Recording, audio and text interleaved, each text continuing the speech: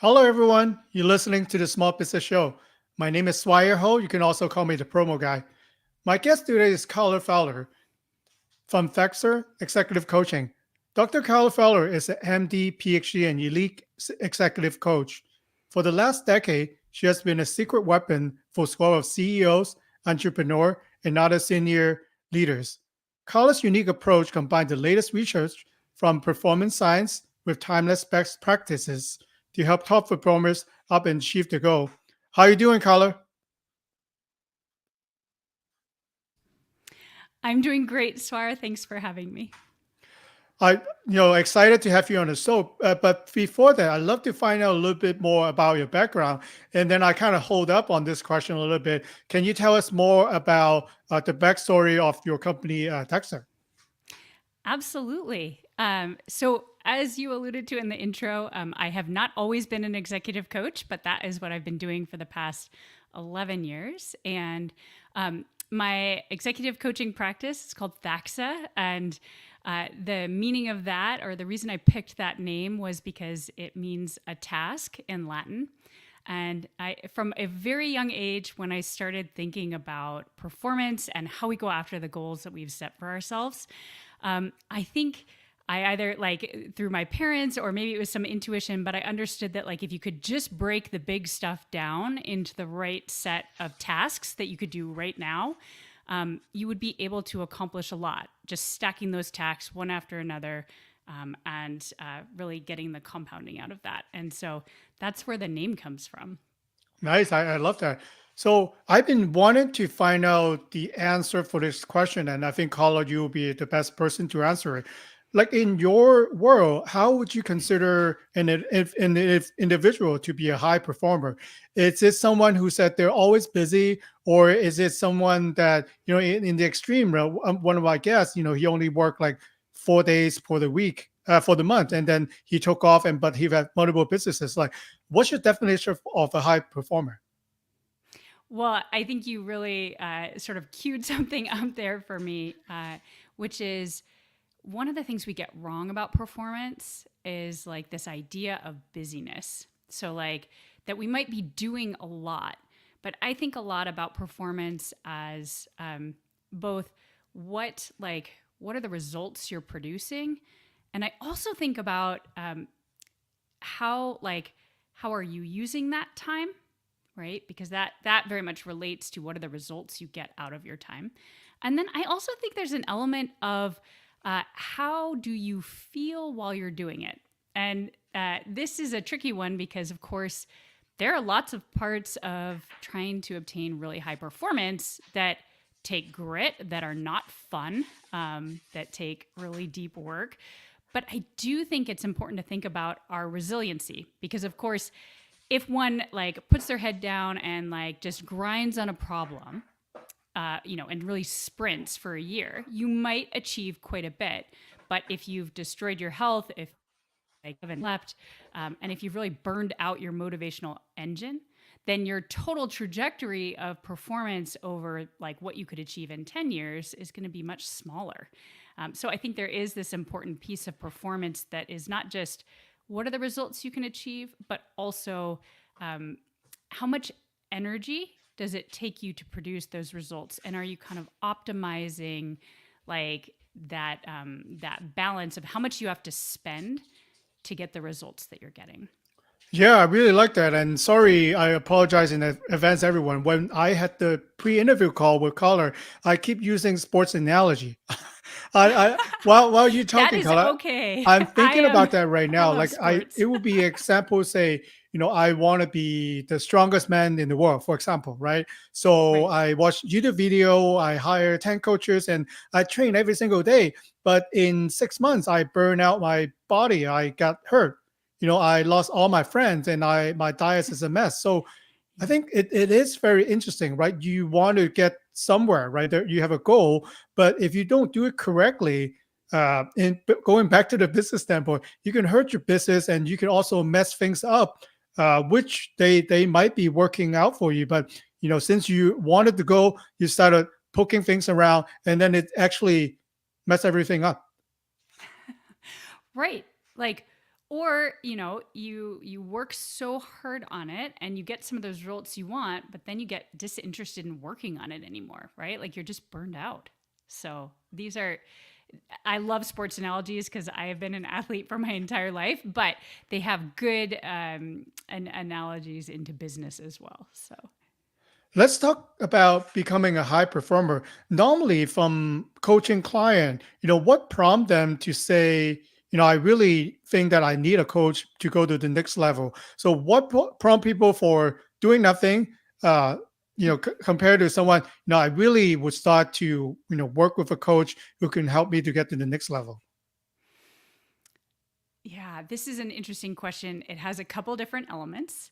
I think one of the first elements is inherent in hiring a coach. Like if someone is sitting in a position where they do not like the results they're getting, one of the first things that has to happen for them to hire a coach is to actually acknowledge that they might not have the answer themselves, like that they might need help.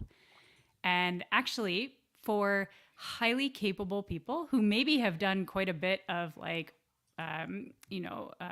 generated good results in their lives, sometimes that asking for help is actually difficult. So Mhm. I'll say that first. But then I think the second piece is, they might be feeling a couple of different pain points that might prompt them to say, okay, I think I need a coach and I'm open to that help. The first one might be uh, a sense of lack of clarity, right? Like if you're kind of looking around with your business and you're like, it's not going as well as I would like it to, or maybe even it's going fine at the level it's going, but I don't really see how it would make that next jump. That might be a sign that would be a good time to look at coaching. Another sign could be you have an acute pain point, right? Let's say you had a business pipeline that was working well, a sales pipeline, and then that partnership, I don't know, they got acquired or shut down their thing or whatever, right? And so suddenly you have an acute pain point of like, oh, my sales pipeline is going to shift a lot, and it might go back to zero. So acute pain point is sometimes a reason. Sometimes people look for coaching because they like running their own business, but they're feeling burnt out and they are realizing that maybe their hands are in all the parts of the business and that it's already too busy to be able to scale, and they can't sort of imagine wanting to run it this way for the next 10 years. So it may be a little bit of burnout or loss of motivation, and they're kind of trying to find that spark. So, and then sometimes people are starting businesses. They're doing a startup or like they haven't done it before and they're very knowledgeable at their craft. Maybe it's the service or the product that they want to be building the business around.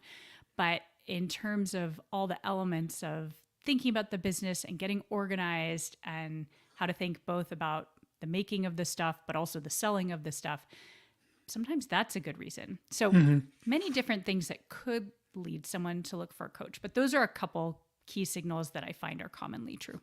Thanks for sharing. And I think most people listening to this podcast will know what an executive coach can help them. But I want to get your take on, as an executive coach, what are some of the things that you cannot help people with? Because if you Mm. expect the coach to help you on a certain part of your business, it's true. But I don't think executive coach can help on everything for an individual in a business, right? Like what are some of the things that not for the executive coach to help? Well, to be clear, executive coaches do a range of different things. And so each coach may have a different set of things. I would say, generally speaking, it's important to differentiate executive coaching from therapy. Mm, So this would be, I would say, a pretty broad standpoint, um, because again, like both are very important specialties and partners that you can have. Sometimes people want both, and but I would say there's a therapy is its own specialized kind of training, and so they have more deep expertise in, again, often processing the past, dealing with some deeper emotional issues, and things like that. So I think that's one boundary.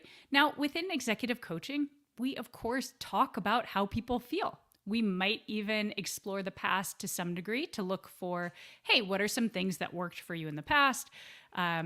Or sometimes when you felt better about how work was going in the past. So again, it's not that there's this like hard line where all we talk about is work or all we talk about is non-feelings. That is certainly not the case, because I would say for many people who run a business, that business is a piece of their identity often, and it is deeply important to them. And so, of course, they have emotions and feelings about that. So that's one element, though, that I think it's good to distinguish if someone were actually looking for more of that therapy support versus executive coaching. Thank you for answering, Carla. Yeah. And I think I reading on one of the notes, it struck me. I really like that and want you to elaborate more on that. You mentioned high performer are just like us, except for the few surprising things they do differently. What do you mean by that? So when I set that up, the thing that always has occurred to me is that we sometimes think that high performers are like just a totally different kind of person, right? That maybe they have no feelings, they have no lacks of confidence, that I don't know, they have 30 hours in the day instead of 24, right? But that's not true. Like, they deal with time management issues. They also deal with, worrying about failing, right? They're not different from us in many ways. But there are a few things that I routinely see they tend to do differently, and that it is what's helping them produce a higher level of results. So the first thing that I see is they tend to have a sense of brutal focus. And by that, what I mean is they work towards, so just to be very clear, it's not that they just like naturally have this, it's magic. They spend time working on a clear sense of what it is they want to have happen, and not like wanting it all, right? Like they have a sense of like, nope, I want these things or these results more than I care about these other results. And then the second piece of brutal focus is that they have a very clear sense of what is actually most important to drive towards those results. So they actually know that they're not going to do all the things, and that it may look a little messy at some point because they're not going to do all the things that other people might be doing to go after a particular result. But they've actually said, no, I think these things give me more impact than these other ones for my time. And so I'm going to fully invest in these. So that's the first thing, brutal focus. Then I think the second thing that they consistently do differently is they're very clear that like knowing something doesn't equal doing it. And I think, and this is going to sound really simple, and again, I think this is a fallacy that we get about high performance, is that somehow we need a new hack or a new tool, that whatever's the new idea is always better, versus taking something we already know and applying it really consistently. And so when I look at high performers, I think they understand that, like, number one, there's going to be a long arc. They're going to have to really compound day over day the things they're working on. They know how to get started, which is the first most important part of that, because 90% of people don't get started on something. They know how to keep going on it to like build that habit and that consistency. And I would say the next 90% of people who start, often they stop too soon. And then like the third thing they know how to do is, after they've sort of figured out how to get in the habit of something, they know that now they have to improve whatever is the habit. So how to iterate on that, how to make that practice more effective. And and I think that's the third place that people often fail in this sort of cultivating of capability, is that maybe they build the habit, but they keep doing the same thing over and over again, and they don't improve how they're doing it. So like a practical example could be, you start a business, you know you need to get out and sell. So like the first thing is you got to make some calls and like set up some meetings. So that's getting started. And then like maybe you tell someone about your service and it's kind of awkward. I certainly, when I opened my practice and started kind of pitching myself as a coach, it was not smooth at the beginning. And, but I had to get in the habit of just going out and doing that anyways. And then, but that third piece was, of course, I needed to improve at how I talked about my service, how I asked people questions to Hmm. understand where coaching might be of benefit. So that third piece was really like, okay, now that I've got the habit, how do I improve that? So um, those are a few things that I think are really different and a little bit surprising about what high performers do differently. Okay. And I think you talked about, different things that, high performer can do, and wanted to ask you to touch on the performance science piece a little bit more. How can science benefits to our behavior? And then, like you mentioned, some of us are more outgoing, so a sales call may be natural for us, but if you Right. have us down to balance our books, then you must as well kill them. Or for me, put an example, I could talk for all day, but if you ask me to write a blog post, wow, it would take me, I don't know how long it would take me to do that. So, how does science put into high performing individuals? This is a great question. And one of the first things when I talk about performance science that I do is I actually break it down into like three simple parts. Because, of course, I mean, the number of studies out of like the psychiatry departments and the sociology departments and the business schools, it's just very noisy. And so that can be kind of overwhelming. So I just like to break it down and say, listen, where performance is concerned, you can approach it from the angle of like what are the most important things or what's your strategy that you want to invest in versus saying you're going to do everything. I think the second big bucket is about execution. So, how well are you, or how consistently are you doing, or how efficiently are you doing those few things that you've said are most important? And then I think the third angle or bucket of performance science ideas are all about mindset. How do you stay confident? How do you stay motivated as you're building over time and doing something really hard? So, in terms of then examples of like how these things really help people when you attack them from different angles, one example. So, starting with the strategy or the focus angle. For example, like I had a client who was an entrepreneur who wanted to build his company and sell it like 2 years in the future, and was trying to figure out how to maximize that value and that sale price. And I asked a lot of questions about really to get to the root, right, of what is most important here. What are all the things that go into that successful outcome that to set it up for success?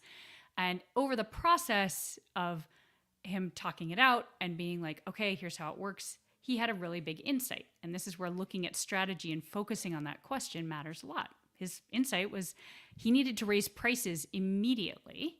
And in doing so, that was going to be one of the most impactful things for the sale of his business, which he did successfully 2 years later. And it added, I think, at least 1 million onto like Wow. what was ultimately the price. Like linked back to that decision made 2 years in the future. So that's just an example of like, how does that piece of the science help us uncover important things? But like a different example might be one about mindset, right? What do we believe about ourselves? And so an example of this would be I had a client who was put in a leadership position at their firm to work with one of the firm's largest clients and to like try and build like really big deals and build that relationship and have it be fruitful. And multiple people before her in the position had failed to kind of lock in a big deal. And so you could imagine coming into that standpoint saying, well, gosh, like really competent people have been in this position before and have not succeeded. Like, you could have come in and said, like, how am I going to get this done? And we did a lot of work on like what was her approach, like what was her confidence about it, and how to really trust in that she was bringing in some different and new things, and to trust in those and just to give it some space to see where it led. She was successful in closing an 8-figure deal where other people had not before. But you can imagine the amount of like mental fortitude like that takes to go into a situation where several people have already failed to do so. So again, these are where having different angles of approach, I think, help us look at the challenges we face in our businesses and start to say, how could I attack this? And even how could I attack it in multiple ways? Hmm. I really love that. And while you're talking, I think, a good coach will kind of like Yoda in Star Wars or Mr. Miyagi in Karate Kid, right? The students is there, or the client is there. In this case, they have the potential. It's the coach job to see maybe what is lacking or what needs to be worked on more until you could fight the Darth Vader or to one karate or whatever they need to do. Do you think that what a good coach should do, like observe what the person have or still needs to work on and then just bring out the best in them? Is that one of would you agree with that? I would agree with that, particularly what you said about you. You really need to like ask questions and like draw out for people, not just so I can see it, but also so they see it for themselves. Like, what are all the strengths and the capabilities they have? And again, because different people have different kinds of strengths and experiences. And even two people in the same role in the same industry might be approaching it totally differently. And I actually, there's the Strengths Finder. I don't know if you've encountered that book and that particular test, but one of the things I liked about it was that um, they make the case that, uh, you know, you could be in any number of different jobs and roles, but using a similar set of strengths as someone else who decided to be something totally different. That the strengths themselves don't necessarily direct you to like a particular profession. And I always liked that point. I think the other thing a coach does really well that's important is to be able to help people approach things that are new and uncertain. Hmm. Because often people are coming to coaching and they sometimes do have a sense of like, I'm not very good at this thing, or I don't like doing this thing. Or maybe they don't. And over the course of conversations as a coach, you might realize that there's an area that they might have a blind spot. And so the other thing is how do you help people really approach things that feel new or uncertain? Not in the sense of like there's something wrong with them, but just saying, here is your next edge of opportunity, right? That you might be strong at A and B. And if you improved your confidence or your experience with C, like you might have some real sort of multiplicative effects that really help your business in big ways. Because even if you are never as strong in that weaker area or in that gap area, just even taking it to a level where you're like comfortable with it could have a really big impact. And so I think as a coach, how do you help people move into that uncertain realm where they're not confident or it's something new is another important thing that I work with people on.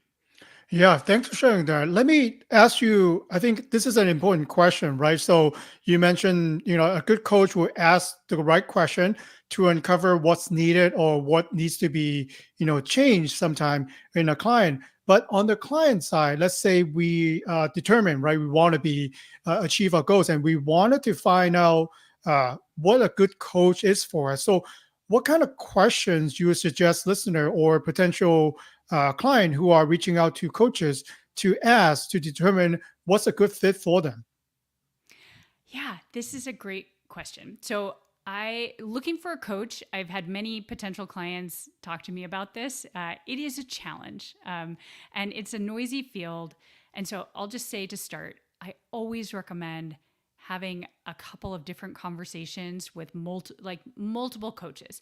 And generally, coaches will do some kind of like free anywhere from 15 minutes to 45-minute like intro calls. But I think even just talking with like three different people will help you understand like some of the range of what's out there. And even like before you ask questions, you'll often get a sense of like, oh, I feel like I could really talk to that person, or that felt a little harder with that person. So that's a great baseline. But in terms of questions to ask, certainly there are the nuts and bolts questions, right? Like depending on if someone is like, we meet weekly and that's how we do that, and you're like, that just wouldn't work for me. All right. Or like price point, for example. But I But think is the higher the price, the better? So, great question. Um, like most things, I do think that there is some correlation around like value and price point, or mm, experience level and price point. But highest price point would not necessarily guarantee like best coach for you as a person.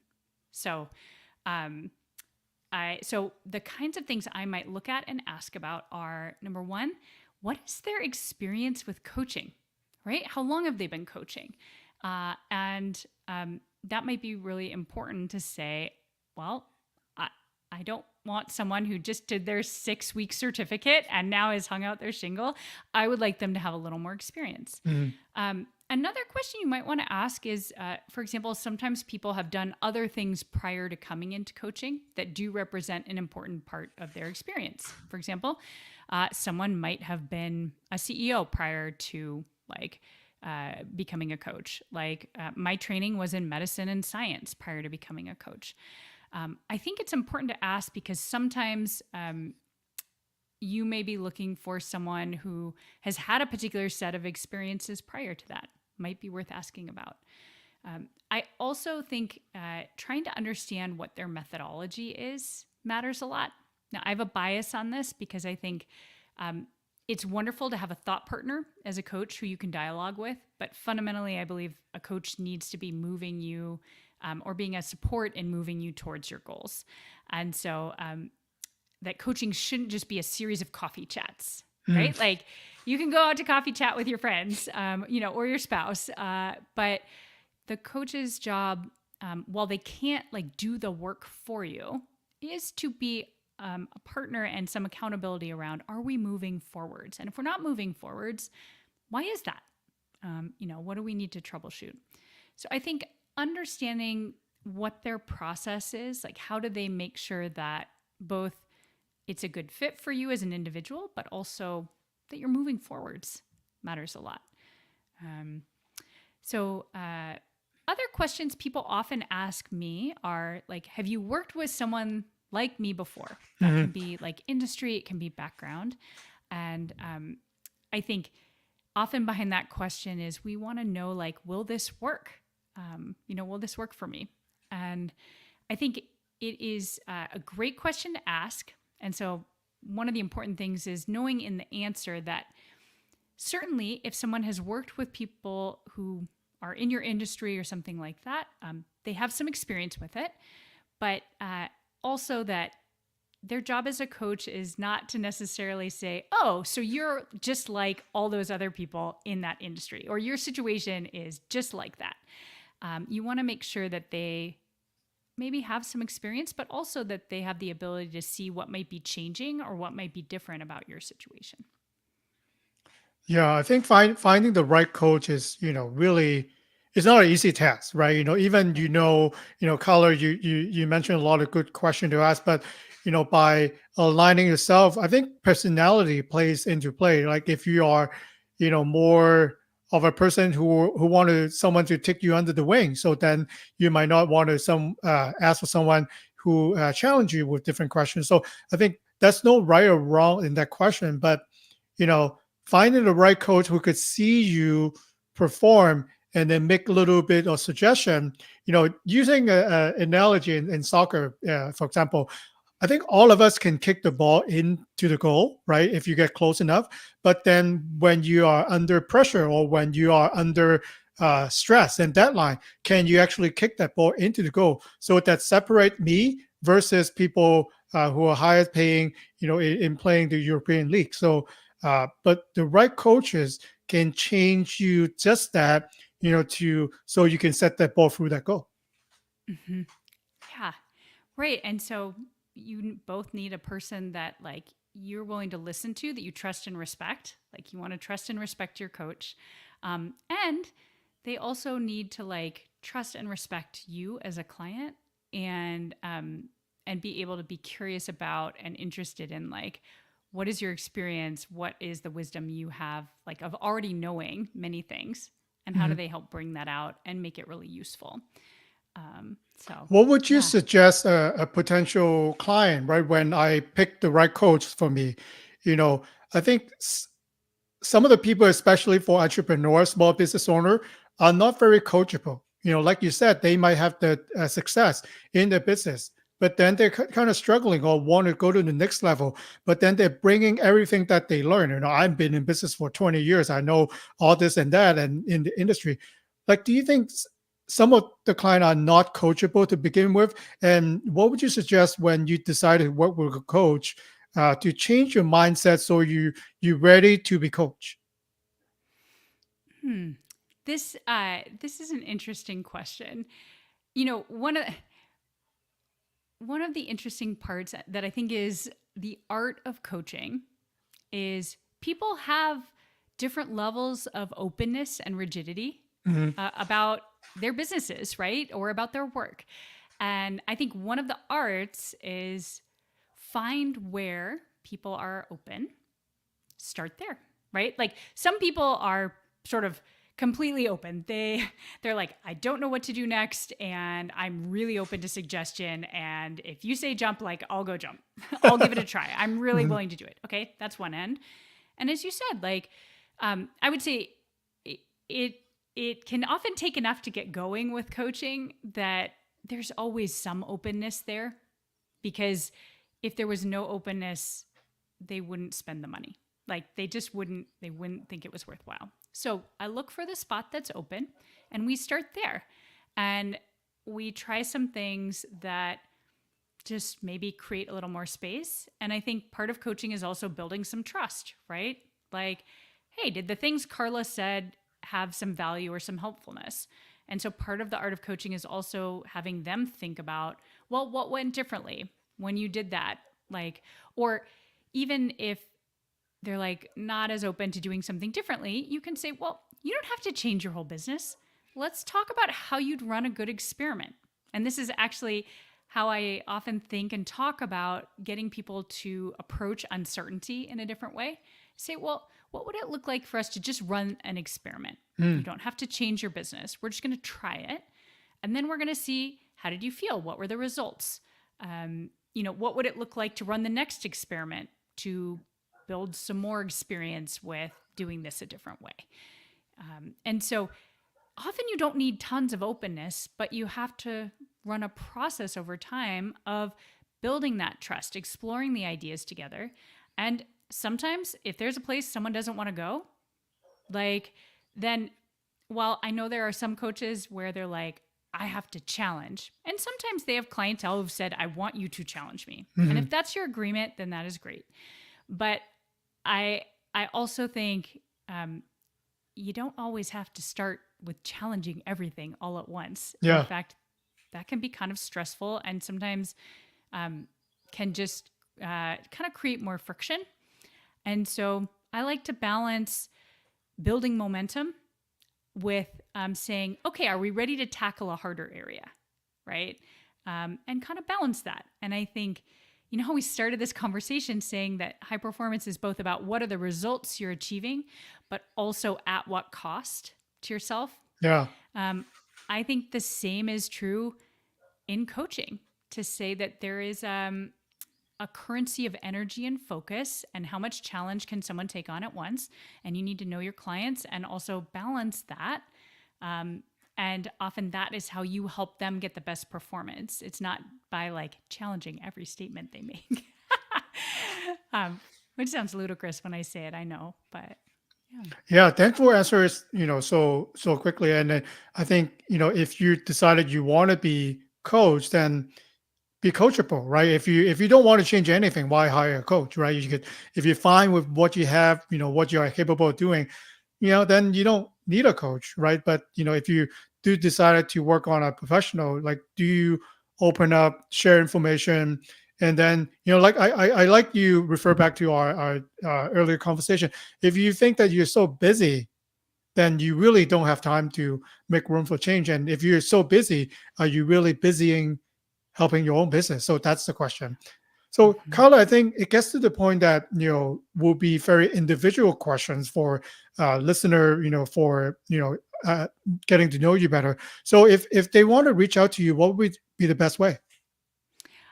There's two great ways to do this. One, if they're interested in learning more about coaching, you can visit my website, and that is at thaxa.com, THAXA. And there's a great FAQ section. You can also message me through the site. So that's a great way to get in touch. But also, if you're interested in just hearing more about performance science, I am on LinkedIn, Carla Fowler. And I'm always posting when I have a great conversation like this one. So you can find those there as well. And so feel free to follow along. Carla, thank you for so much for coming on to the show today. I learned a lot from you. Oh, Swar, thank you so much for having me. I loved your questions, and it's just fun to have this conversation. Thank you. So this is the end of the episode. If you have any questions for me, feel free to reach out to me on LinkedIn as well. If you haven't do so, please like, subscribe, and share this episode. Thank you so much.